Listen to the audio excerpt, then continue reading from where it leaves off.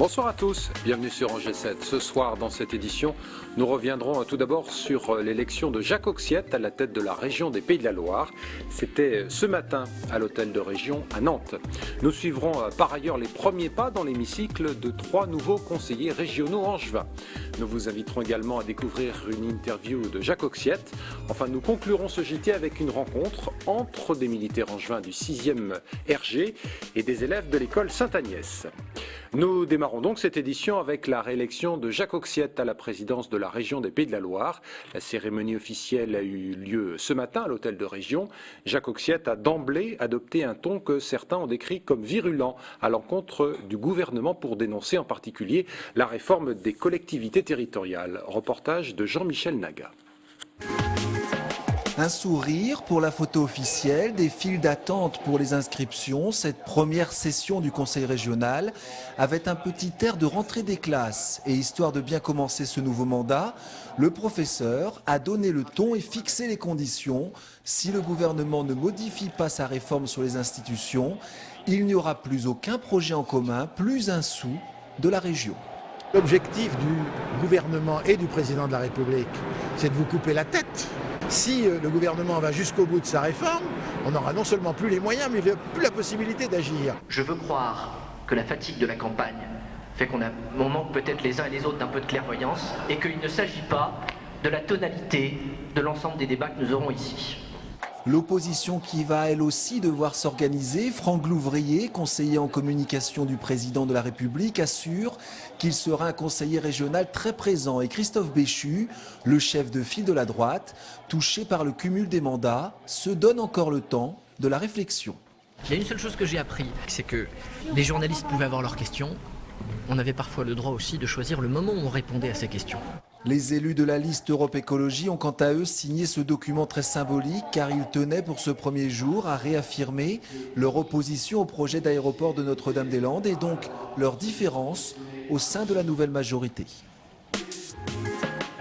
Cette session inaugurale de la nouvelle mandature aura également été marquée par les premiers pas dans l'hémicycle d'un certain nombre de nouveaux conseillers régionaux. Nicolas Didel et Lisa Boval ont suivi pour nous 3 angevins nouvellement élus. Pour tous les conseillers régionaux, la journée a commencé par la traditionnelle photo du trombinoscope. Ici, c'est Jean-Noël Gauthier, secrétaire général du Parti socialiste de Maine-et-Loire. Il fait son entrée au conseil régional. Ils sont une vingtaine d'élus angevins sur les 93 conseillers régionaux, salués un par Jacques Auxiette. Frédéric Béatz, adjoint au maire d'Angers, était jusqu'à présent plus habitué à la salle du conseil municipal. Ça change, on est là véritablement dans une assemblée avec un hémicycle, au contraire d'autres comme au département ou à la ville où c'est moins formel. Là on sent un formalisme plus important, style arène politique, on est plus dans un système d'arène politique comme les grandes assemblées. Et après, je crois que c'est comme tout, il va falloir s'y habituer, s'habituer au lieu et puis y travailler. Un peu plus loin, c'est au tour de Laurent Géraud de découvrir sa place. Bonne ambiance entre un centriste et un écologiste. J'ai cru comprendre de mes anciens collègues que parfois ça dérapait, c'était extrêmement politique, mais je crois qu'il y a un gros travail à faire en commission. Et moi, mon implication, il sera dans les commissions, à la commission permanente, puisque je suis à la commission permanente, et sur le terrain, auprès de nos concitoyens. Je pense qu'il faut absolument que les conseillers régionaux retrouvent un ancrage territorial de proximité pour éviter les 50% d'abstention comme on l'a eu dimanche dernier. Juste au-dessus, Mathieu Orphelin, élu Europe Écologie, découvre le fonctionnement de l'hémicycle. Je suis comme vous, là, je découvre la machine à vote avec une petite carte nominative et puis les 3 boutons pour, abstention, contre. Donc je pense que ça doit être assez simple d'utilisation quand même. Ça c'est l'utilisation, mais après les débats, vous imaginez qu'ils sont de quelle teneur ici généralement, quelle ambiance? Aujourd'hui ça va être très très formel parce que c'est vraiment l'installation, donc ça va être une journée de discours, des votes formels, mais après on rentrera dès la prochaine séance dans le concret. Nous on a un gros programme, on a un bel accord de 2e tour entre la Gauche en Action et Europe Écologie. Et on va tout faire pour le mettre en œuvre. On n'a que 4 ans, ce mandat c'est un mandat court, donc là on y va, on est au travail dès maintenant et on va faire ce qui est dans l'accord de 2e tour. Parmi les 20 élus du Maine-et-Loire, il y a sans doute le plus célèbre, Christophe Béchu, qui devrait prochainement annoncer s'il décide ou non de conserver son siège à la région. Jacques Oxiette va donc diriger la région des Pays de la Loire pour les 4 prochaines années.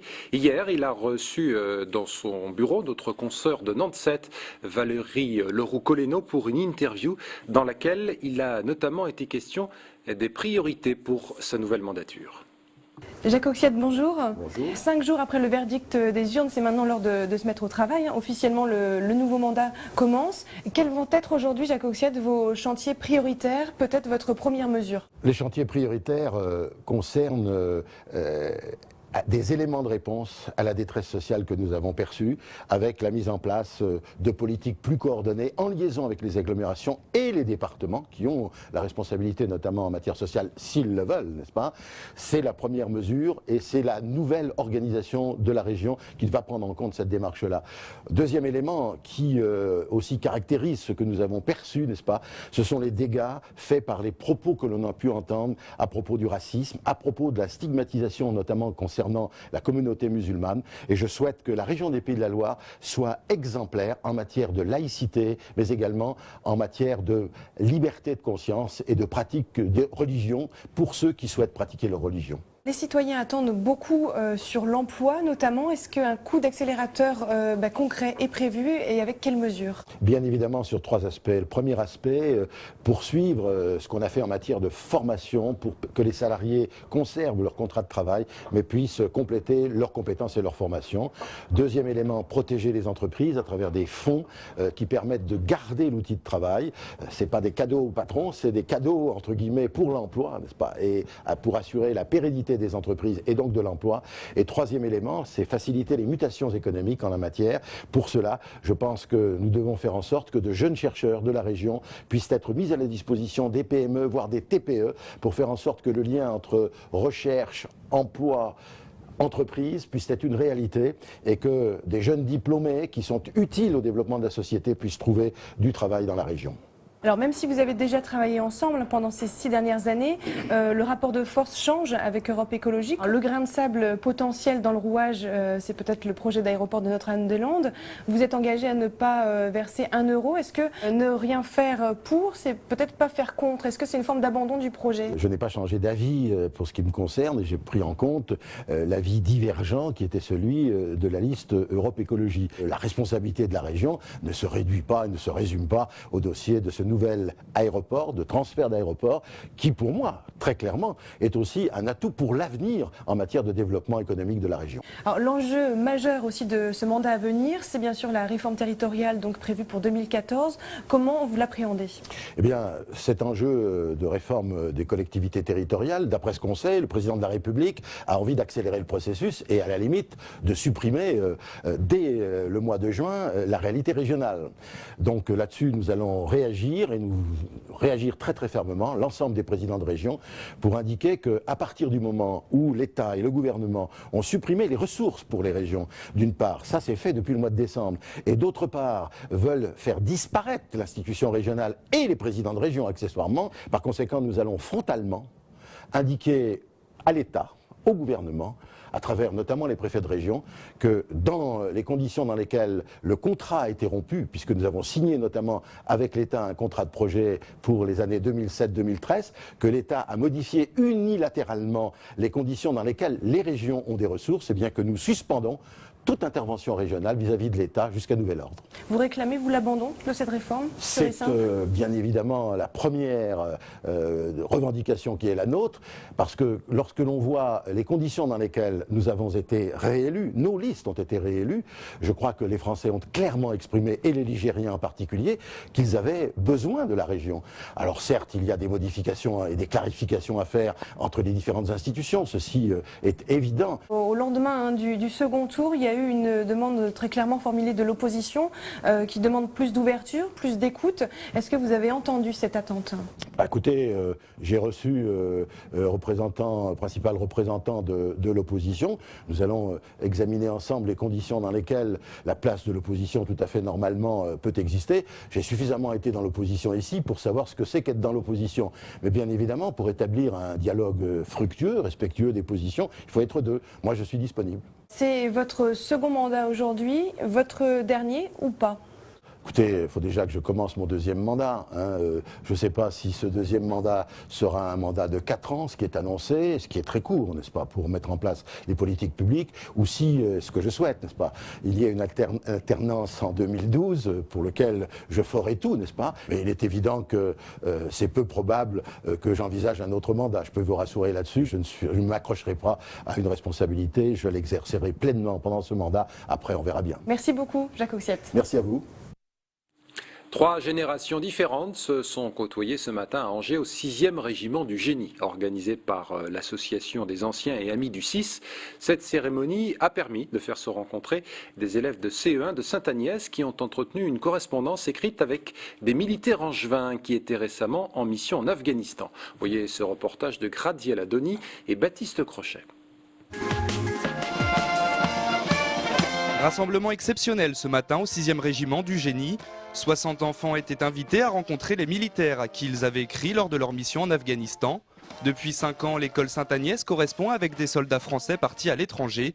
Une façon pour eux de découvrir d'autres horizons. Souvent les enfants posent des questions, les enfants vont-ils à l'école, etc. Surtout en Afghanistan. Et les réponses malheureusement sont certains ne peuvent pas aller à l'école. Et je pense que les enfants prennent conscience au travers de ces lettres, de ces réponses, mais que ils n'ont pas la même chance. D'autres enfants n'ont pas la même chance qu'eux. Objectif de l'initiative, faire prendre conscience aux enfants des valeurs déployées par l'engagement militaire et de la réalité des pays en guerre. Les enfants, ils n'étaient pas habillés comme nous et ils pouvaient pas aller à l'école. Qu'est-ce que tu as appris d'autre? Que là-bas, il n'y a pas beaucoup de végétation et c'est dur de cultiver les légumes.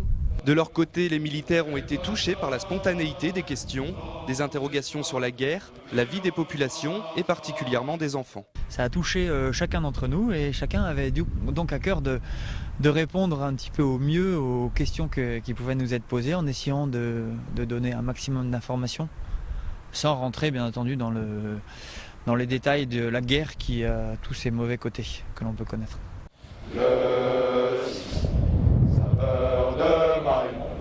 Le 6e régiment a régulièrement engagé dans le cadre de missions communes de l'armée de terre. En 2009, une centaine de soldats d'Angers ont été envoyés en Afghanistan.